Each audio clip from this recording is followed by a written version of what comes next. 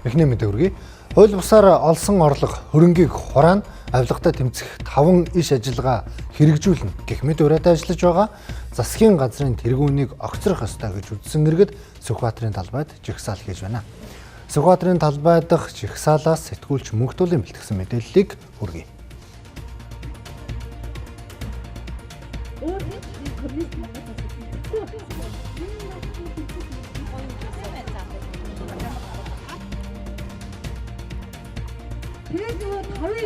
За яг одоо Улаанбаатар хотод 15 цаг 12 минут болж байна.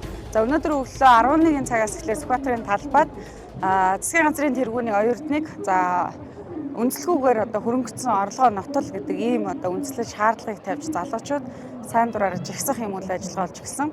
За 15 цагийн байдлаар бол талбай дээр ирж байгаа залуучуудаас бол ажлынхаа цаг зав, зайны цагаар аль болох одоо энэ жигсаал дээр ирж өөрсдийнхөө үзэл бодлыг илэрхийлээд за өнгөрсөн өдрүүдэд одоо улс орон даяар шуугиан тарьсан. За ерөнхий сайдын хүүгийн одоо хүүтэй холбоотой энэ одоо шуугианд дээр өөрсдийнхөө үзэл бодлыг илэрхийлж засгийн газрын тэргүүнийг огцрох шаардлагатай. За энэ хөрөнгө орлогоо нотлох шаардлагатай гэсэн ийм одоо шаардлагуудыг тавьж жигсаал хийж байгаа юм байна.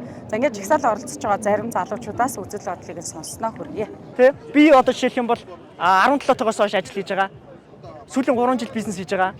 Тэгээ 10 гаруй хүн цалинжуулж чинь гэхдээ ямартай ч мэнд бол сүүлийн ойрын хэдэн жилдээ тийм орлого олох шанс юм уу гэрэл хийгээд харагдахгүй байна. Тэ. Тэгэхээр одоо 22-т Харвардд сурах байгаа, Лондонд амьдардаг, Тэмүүлэнд бол одоо Тэмүүлэнд буруу байхгүй шүү дээ. Тэр хиний хүүхд болж төрсөнд нь буруу байхгүй те. Гэхдээ тэр юмн дээр тайлбар тавих хэрэгтэй, хариуцлага хүлээх хэрэгтэй хүн нь бол тэр жоох хүүхдүүд яриад явах уу? Тэ? Ерөнхий сайд гэдэг хүн байна. Тэгээ тэр хүн бол одоо орлогоо нотол гэдэг амар сонио юм бас жоохон тэнэг шүү дээ тэр чинь. Тэр хөрөнгө оруулалтын мэдүүлэг дээр нь нотлох шаардлагагүй байна шүү дээ тий. Каман хөрөнгө оруулалтын мэдүүлгээс зөрж байгаа бол энд цаана хууль бус мөнгө байна. Хөрөнгө оруулалтын мэдүүлгээс зөрж байгаа бол тэр цаана сонгуульд өрсөлдөхтэй иргэдээсээ нууцсан мөнгө байна. Тэгэд тэр нь юу юм бэ? Та авилгатай тэмцэх одоо шудраг тавын хамгийн шудраг нь үсттэй тий. Хамгийн том нь үсттэй. Та ямар ч ирэх мэдлэл ямар ч алтан тушаалд очдгүй нь үсттэй тий. Танд яагаад ийм зарцуулалт байгаа юм бэ? Таны хүүхдэд яагаад тийм их хэмжээний мөнгө байгаа юм бэ?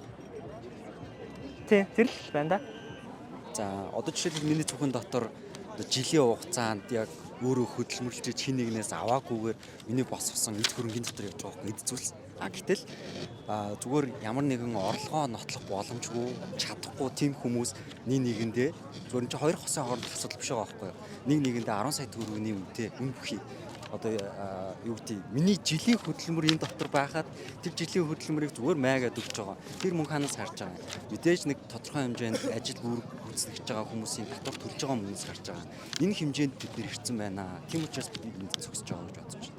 Ганц энэ цүнхний асуудал биш гэж харж байгаа юмнууд бол яг энэ цүнхний асуудлаас өмнө маш олон асуудлууд байсан. Одоо наад захын боржуурын асуудал, хотын төлөвлөлт, буруу төлөвлөлт одоо дахиад 6 сараас эхлээд хотуудаа дахиад дүүргээр нь дахиад хот олж хуваана гэдэг энэ бол үнэхээр тэнэлт гэж миний хувьд харж байгаа. Яг ямар мөнгөөрөө тэрний 22 настай хүүхэд одоо надаас ер нь бол 2 насаар ах гэсэн үг байхгүй юу? Тэр хүн яг ямар мөнгөөр юу яагаад ихтрээ 40 саяар баярлуулаа явж явах гэдэг бас асуудалтай.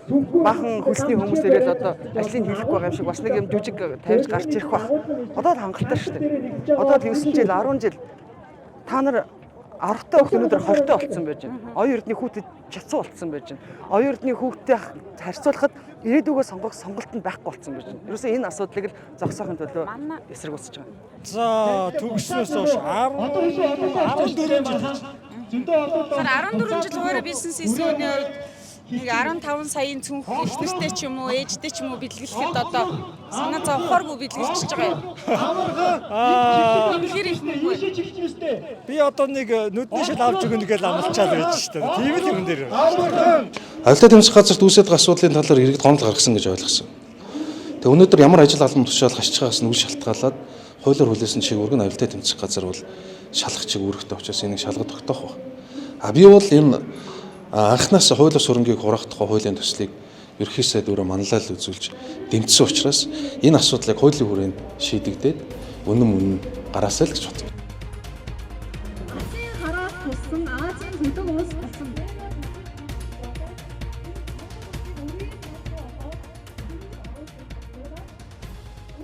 Монгол улсыг